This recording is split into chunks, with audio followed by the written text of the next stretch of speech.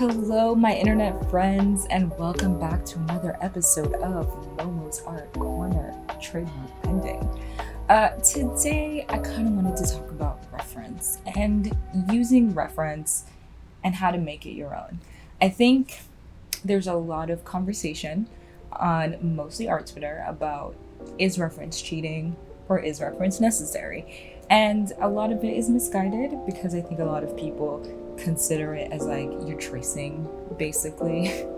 And that is not accurate, that's not true. And for those of us who use reference, and we're taught to do so because that's kind of a big deal in art school, fun fact. But for those of us who use reference, it's kind of like fighting a losing battle, trying to explain that reference is not cheating and here is why. So I kind of wanted to use reference in today's illustration and kind of show you how I made it my own in order to make something completely different. This is a little tricky because I'm basically I'm doing kind of a master study in order to do this thing, but taking the characters and turning them into something else. So you'll see it in a few, but basically I'm using that as a gateway to talk about reference. So the first thing, just to get into reference for a little bit, the first thing with using reference, I kind of wanted to state an example. Try drawing any famous cartoon character just out of your head. No looking at a picture, just from the brain to the piece of paper, and see what happens. Chances are it's not gonna look exactly like that character unless you've been drawing that character for a very long time and it's all muscle memory at this point. But if you try to draw, let's say Garfield, and you have the piece of paper that you drew and you look at the actual Garfield, you're going to see maybe some landmarks that are the same, but overall it's just something slightly off. And the reason why this happens is because your brain is interpreting things that it thinks it knows and not necessarily as they are. It's the same reason that when we start trying to draw portraits of people, like in our early days of trying to draw, they look off because your brain is like, this is what an eye looks like, and it's not necessarily translating into this is what this eye looks like. So, and this eye being this specific eye of this specific person.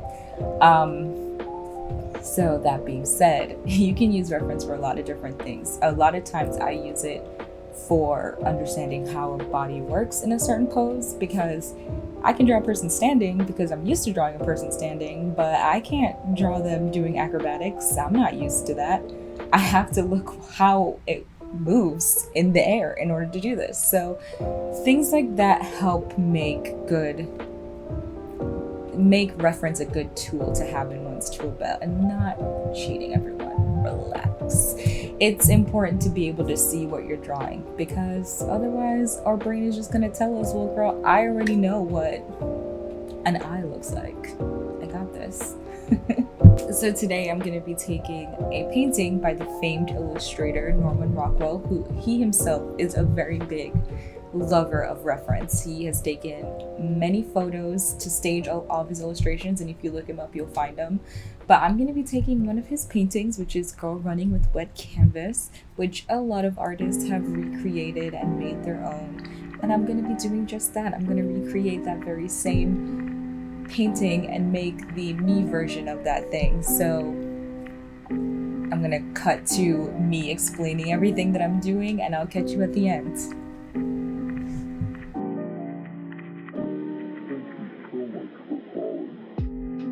The first thing to talk about when talking about using reference for this specific piece is the fact that I had to draw my own face, and I don't know exactly what my face looks like. Even though I have spent literally my entire life with my face, I don't know how far my eyes are from my nose, how far my nose is from my mouth, and more importantly, I don't know what it looks like when I have a pencil in my mouth, which I needed to do for this to work. So I had to take reference pictures of my face, and they're all a mess and they're all silly, but they're necessary. So I'm going to share one of those pictures right now. Tragic. But this was all really important for being able to understand how my face looks when in different positions from what I'm used to. The next piece of reference material that I needed to pull was actually the original painting, Girl Running with Wet Canvas by Norman Rockwell, which I'm going to put right here so you can see it. The entire point of this exercise is to kind of use the pose and the elements of the original, but reinterpret them to make something new.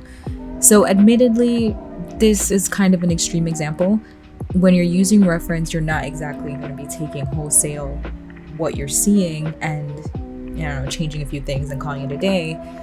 The point is to reinterpret or to use that as a blueprint for how a particular pose is going to work. So for instance, when you're using a reference of a person, right, you want to be able to visually see weight placement for that pose. Like, are the hips a little bit higher on one side than the other? Are the shoulders tilted? And how does that look? And you want to see all of that, plus how the limbs fall in relation to one another and where things line up and don't line up. That way, when you draw it, it doesn't look weird. It doesn't get uncanny valley because why is his hand doing that? You know, as people, when we see something that we recognize pretty well, like the human body, we can tell when something looks off. We might not be able to put into words why something is wrong with it, but we can tell that it's a little something ain't sitting right. That hand looks like it might be broken, guy, I don't know. But having reference for that body and how that's supposed to look will help you fix those mistakes before you finish the... Alright, so that being said, getting all of that out of the way, let's just talk about this illustration right now. You know, let's focus on the main event. What the point of this was to reinterpret, like I keep saying, I feel like I've said reinterpret a million times now, but my intention was to take the original and have it reflect me as an artist, because obviously I'm making it a self-portrait of myself. So I wanted it to be more accurate to who I am as an artist. And I'm not a painter like the original has. I do not run with wet canvas. That is not my thing. But I do work digitally, and I use multiple things to make that happen. So I looked at the original and I tried to see all the elements in the original that could be reflected by things that I use today. So kind of in the same way you would use reference to look at how this is supposed to work and then recontextualize that situation to fit your illustration. That's essentially what I was doing, but like on a very hyperbolic scale with this piece. So her giant canvas became my giant Cintiq. The tripod that, well, she's not using a tripod, she's using an easel. I'm using a tripod. Her easel became my tripod with my phone attached. I don't use a paint smock because I don't use pigments very often, so her paint smock became my... And I added like my iPad, my Apple Pencil, and then the paintbrush in her mouth obviously became my Wacom Cintiq pen.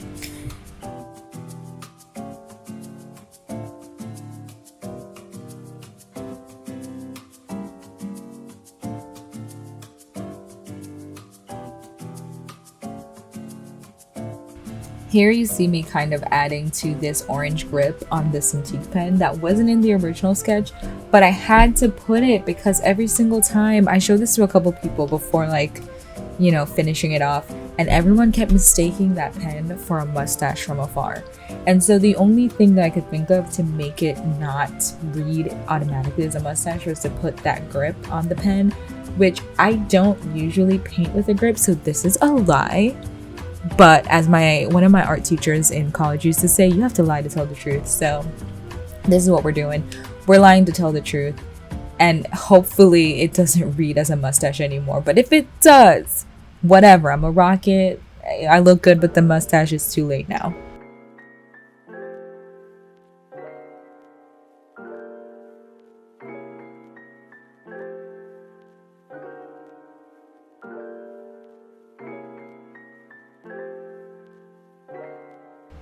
At this point, I'm kind of going over everything with a softer brush because when I'm painting, I use the round brush that comes with Photoshop, like the base level brush, and I paint sometimes on the full opacity and full flow at 100%, so you end up with like these big blocks and chunks of color. And in order to smooth everything out so that they melt nicely together and they look all, soft and lovely, I go back in with a much lower flow and opacity and kind of smooth things out. So that's kind of what I'm doing. I also changed the grip again for the zillionth time on the Cintiq pen because something about it felt off to me. So I was trying to make it look a lot closer to reality. Not that that's 100% necessary, but sometimes you want a little accuracy in your stuff, and that's what I was going for.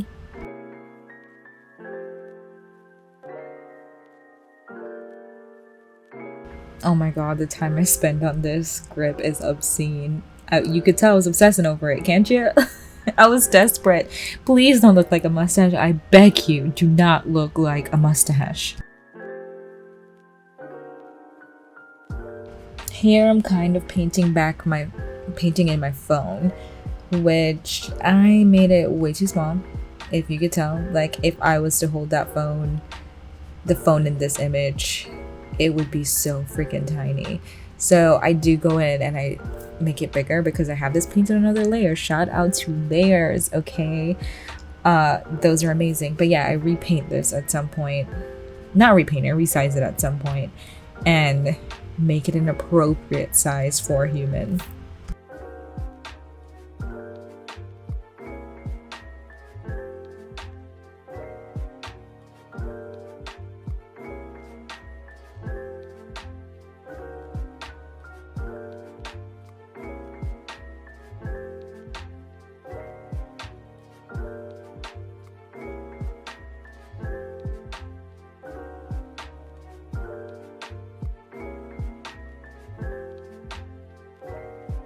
There we go. It's getting resized. Look at that. Lovely. And then I just, erase the bit that should be behind my kneecap there. And now I'm putting in shadows and stuff. We're getting close to the end now. We're in the end game now, baby. I like to do this trick that I saw. I don't remember who on the internet said it, but basically I put a motion blur on my shadows when I do shadows like this. So, and then I lower the opacity so that it's like, it feels like a shadow. I don't know where I saw that information, but it was useful. So shout out to the internet for teaching me that. So I thought it would be fun. To put something on the canvas and on the Cintiq screen. But when you're at the end of working on something and you're kind of like, oh girl, I just want to be done. That's kind of where I was at with this, and I couldn't. I was trying so hard. I was like, what if I did a little mini portrait of myself, holding a portrait of myself? But every time I drew it, I was like, is it worth it? Nah, it's not worth it. So I tried a million times, and it ultimately ended up just saying, never mind. I don't think I need it. It was distracting. It didn't look good. And frankly, I didn't want to do it. So I just didn't do it. Spoiler alert, all of this is useless.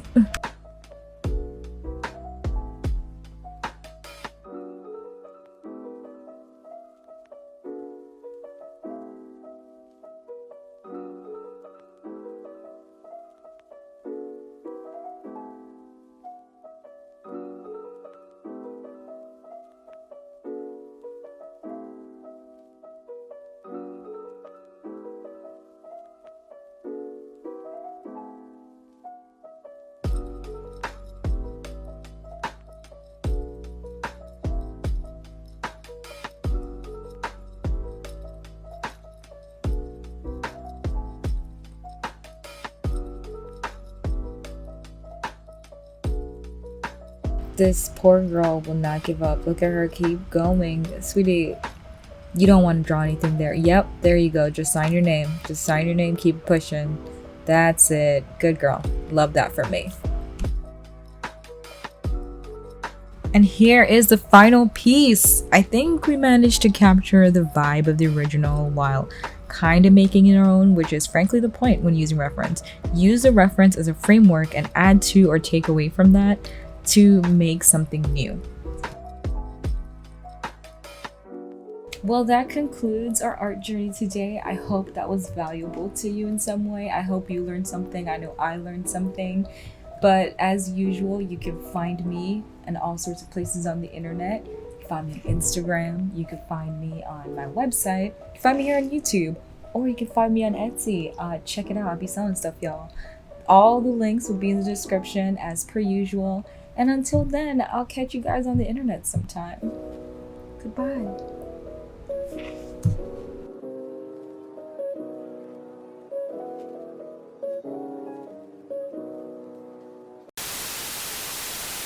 So today I'm going to be taking